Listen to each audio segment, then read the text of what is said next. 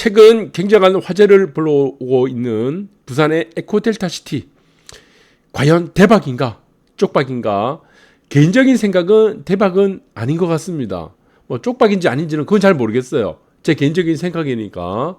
그래서 지금 만들어지는 조감도입니다. 에코델타시티 마치 뭐 강남을 보는 것 같아요. 서울 강남에 뭐 반포라든가 압구정을 보는 것 같이 아주 홍콩 아주 멋지게 잘 만들어놨죠.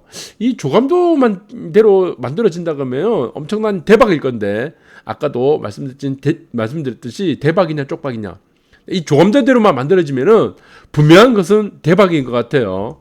그래서 뭐 지금 수복 나루도 있고 옛 나루터라고 합니다. 네, 그 옆으로 지금 아파트들이 막 들어서네요. 그리고 여기는 한국 최초 친수형 수변공원, 수변공원이 아닌 수변도시. 그래서 물과 가깝다는 겁니다. 네, 친하다는 얘기예요. 친수형 도시. 네, 그런데 이게 문제가 지금 이 집안이 굉장히 연약 집안입니다. 그리고 퇴적층이죠. 네, 그리고 이 땅 밑으로는 또 수맥이 다닙니다. 물이 다녀요.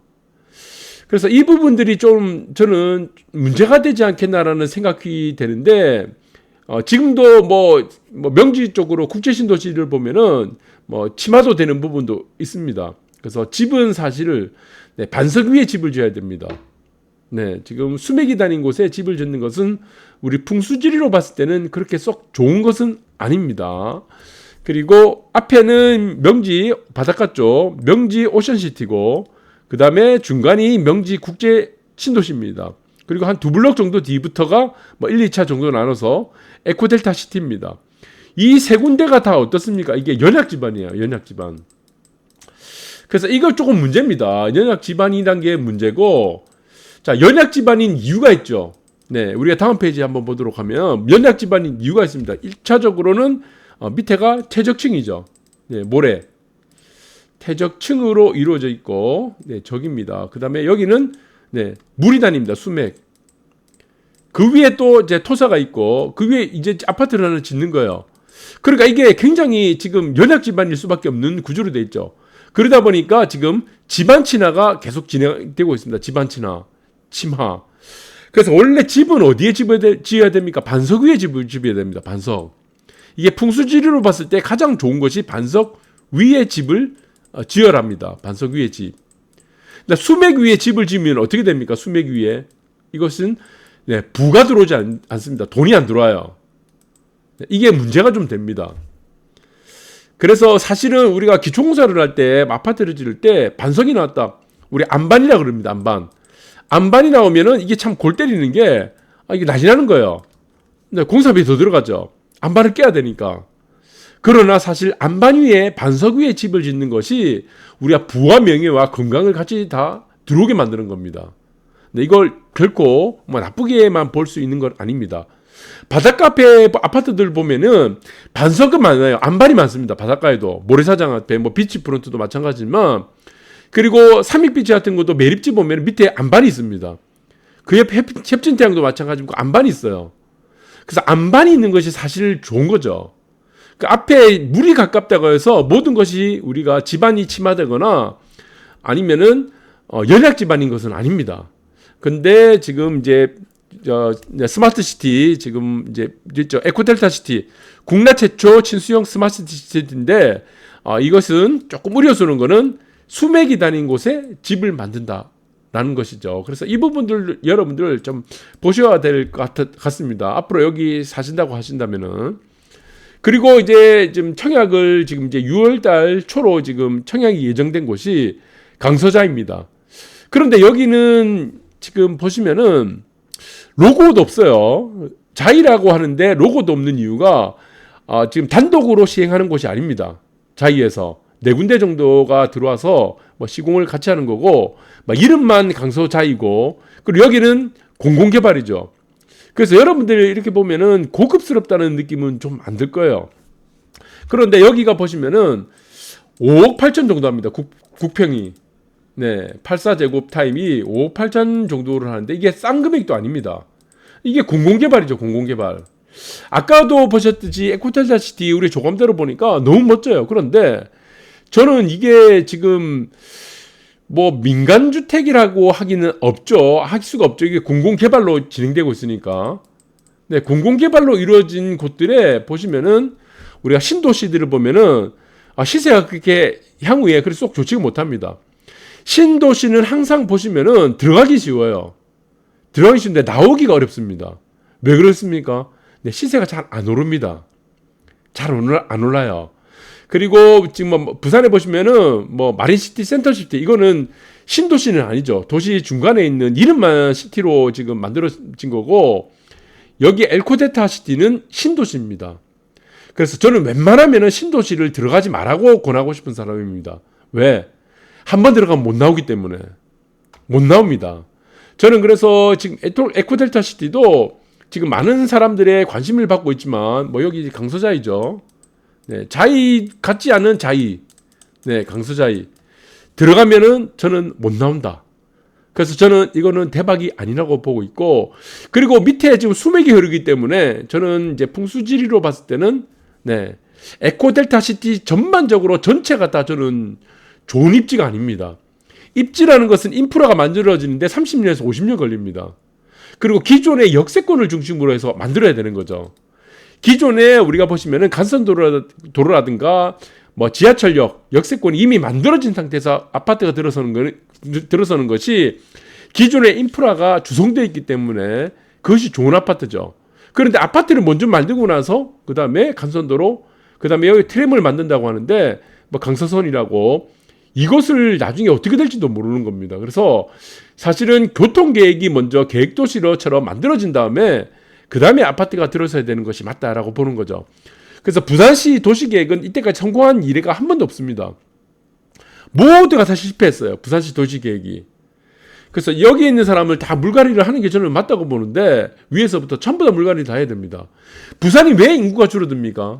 네, 인구가 왜 줄어들어요? 두 가지 이유가 있죠. 첫 번째 무엇입니까? 네, 양질의 일자리가 없죠. 양질의 일자리입니다. 두 번째가 뭡니까? 네, 살만한 집이 없어. 살만한 집.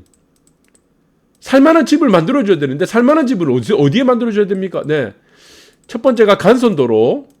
그 다음에 우리가 도로라고 하죠. 도로명이 있는 도로 간선도로가 하는데 간선도로 플러스 뭐가 있어야 되죠?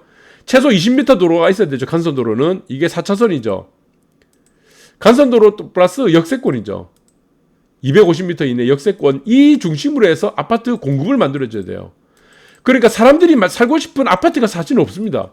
사람들이 살고 싶은 아파트는 너무 비싼 거예요. 네, 그래서 부산이 양극화 지수가 가장 큽니다. 그런데 부산시 도시계획을 보면은 지금 부산시 2030 도시 및 주거환경 조례도 마찬가지지만 뭐 역세권에 만들어주겠다 뭐 이렇게 다 한다는데 실제적으로 계산 다 두드려보면요 역세권에 고밀개발을 안 해줍니다. 축수만 조금 높여주면은 고밀개발 만들 수 있어요. 안 해줍니다. 그래서 지금의 부산시장도 마찬가지고 박형준 시장도 마찬가지고 참 문제입니다. 저는 왜 그러냐면 노후도 중심 개발하는 거예요. 노후도만 높이면 동의율이 높아지니까 재개발이 노후도 중심 개발되는 겁니다. 이거 어디다 만들어집니까? 다 외곽이죠. 고바위의 중심 개발이 될 수밖에 없다는 겁니다. 그래서 사람이 원하는 곳, 사람이 살만한 곳에 아파트 공급이 거의 없다는 겁니다. 부산시는. 인센티브를 줘야 되죠. 역세권 같은 경우는.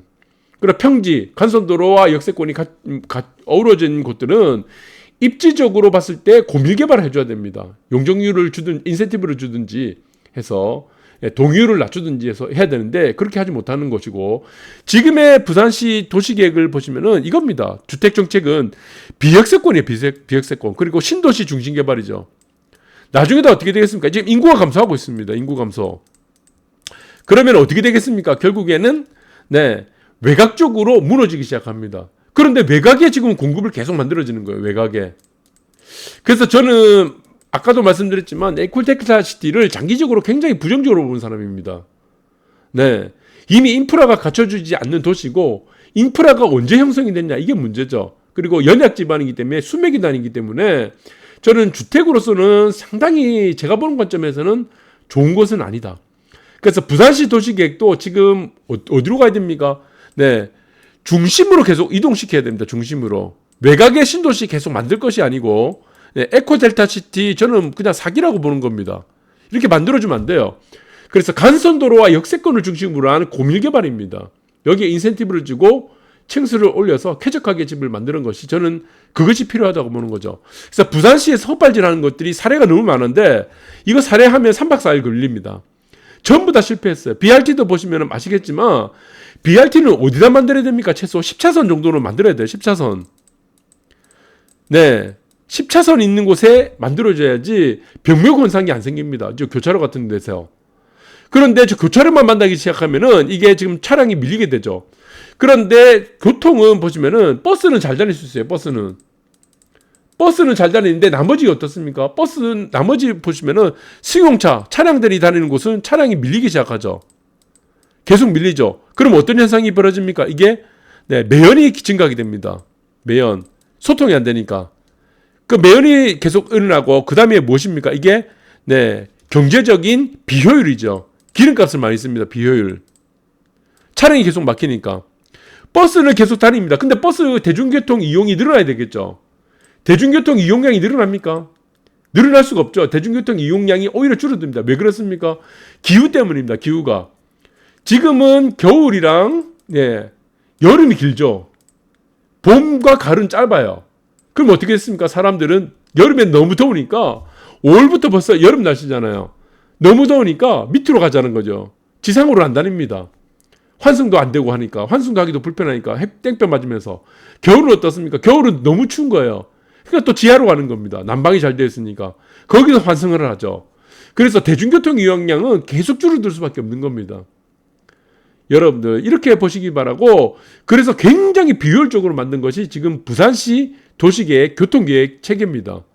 간선도로와 역세권을 중심으로 해서 개발을 시켜야 되는데 고밀개발 그리고 인센티브를 적극적으로 줘야 되겠죠. 그런데 이런 것이 없다. 바다와 조금만 가까우면은 다 막아놔요. 개발 못하게 층수 제한 다 걸어놓고 뭘 하자는 겁니까? 그러니까 외곽에 자꾸 에코덱타시티 같은 이런 신도시 계속 만들면서 슬럼화 시킨다는 겁니다. 이 사람들 나중에 어떻게 되겠습니까? 네, 크게 문제된다. 그래서 저는 에코덱타시티도 발음이 안 되는데, 네, 들어가기 쉽습니다. 나오기가 어렵다. 저는 나오기가 거의 불가능에 가깝다고 보고 있습니다. 그래서 이러한 부산시의 외곽 쪽과 중심 도시의 양극화, 그리고 사람이 살만한 곳들, 해수 쪽에, 해안 쪽의 양극화는 계속 벌어지게 되는데, 인구가 줄어드는 것만이라도 잡으려면 어떻게 됩니까? 사람들이 살만한 곳에 주택 공급을 해주면 됩니다. 그것이 뭡니까? 간선도로와 역세권 체계에 있는 네, 아파트 고밀개발입니다. 그거밖에 없습니다. 감사합니다.